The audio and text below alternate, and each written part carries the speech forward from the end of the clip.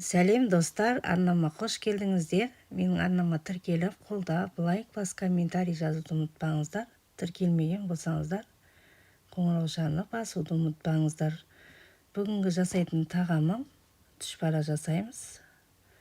Өте керемет, езілмейтін, қайнатқанда да бүтіндей шығатын түшпара жасаймыз. Бізге ең алдымен електен өткізілген ұн керек. Және де бір жұмыртқаны жарып саламыз. Және де суға бір қасық тұз салып араластырып, осылай қамырымызды орташа жұмсақтықта илеп аламыз. Осылай илеп аламыз. Өте қатты жұмсақ болып кетпеу керек. Шамалы орташа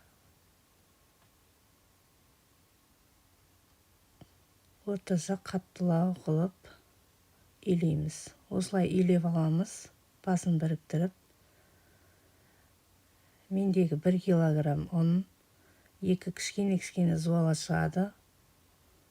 Осы қамырымыз илеп 15 минут или жарты сағатқа тұндырып қоясыздар. Одан кейін біз салмасына парыш, сиырдың парышы, одан қызыл бұрыш, қара бұрыш және тұз саламыз. Кішкене қасықпен тұз саласыздар. Және де пиязымызды майдалап осылай турап аламыз. Осылай турап парышымызға қосамыз.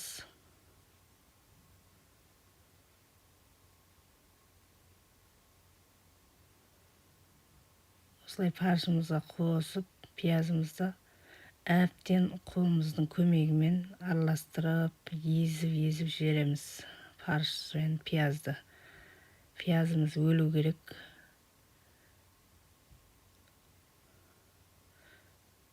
Бұдан да жұқа қылып турасаңыздар да болады.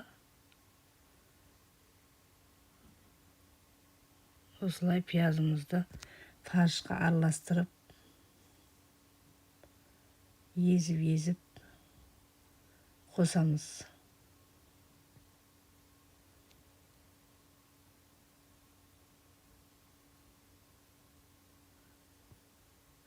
Мендегі 1 килограмм парыш, одан жарты килограммдай құйрықтың майын қостым. Құйрықты мясорубкадан шегіп, осылай парышқа қосыңыздар, дәмді болып шығады. Парыштарыңыз өте керемет болып, әдемі болып, бір түшпараларыңыз бір әдемі ерекше дәм береді. Осылай парышымызды араластырып алдық, пиязға қосып. Енді демалған қамырымызды алып, 2 бөлікке бөлеміз. Осылай орташа кішкене зуала шығады, 2 зуала шығады. Мендегі осы зуаланың біреуін қазір жаямыз. Ұн сеуіп тұрып, жайлап жайыңыздар. Өте қатты жұқа емес, қалың емес, орташа жұқалықта жаямыз. Өйткені бұл түшпара қайнатылады. Қамырымыз езіліп кетпеу үшін орташа жұқалықта қамыр болу керек. Осылай қамырымызды жайып аламыз. Ортасын баспай, шетін басып, жайлап жайып алайық.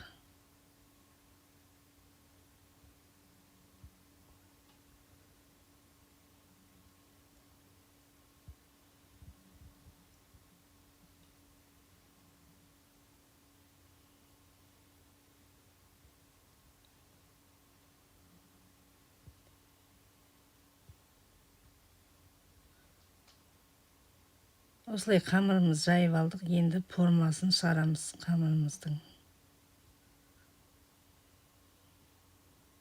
Осылай формасын шығарамыз.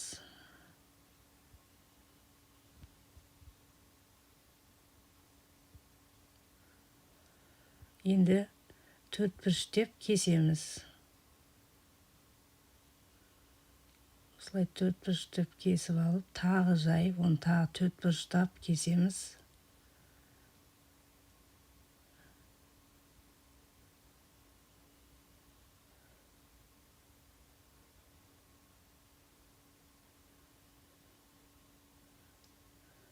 Енді паршымызды әкеп қамырымызды салмасын салып түшпәрамызды бүгеміз. Осылай бүгіледі. Жан-жағын жабыстырып одан бүгеміз. Осылай үйреніп алыңыздар. Ортасына салмасын саламыз паршты. Сонымен қамырымыз жабыстырып осылай бүгіп аламыз.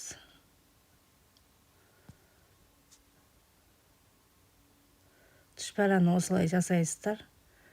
Достар, описание бөліміне жазып кетемін, не керек екенін. Сол описание бөлімінен қарап жасасаңыздар болады. Өте керемет түшпәрі шығады.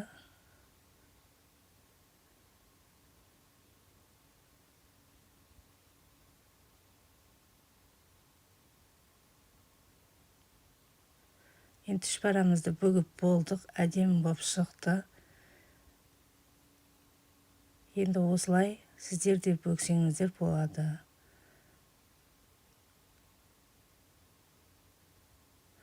Енді бізге қазанға су құйып, оны қайнатамыз.